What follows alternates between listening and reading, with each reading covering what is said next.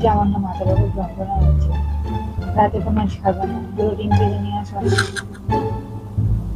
আমি হয়তো যাবো দিক। পারবেন? হ্যাঁ পারবো।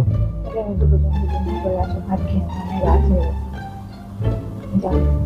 ঠিক আছে, ওকে। কোনটাতে ভাজবো?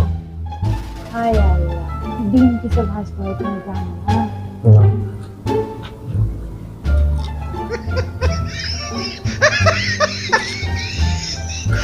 ওকে।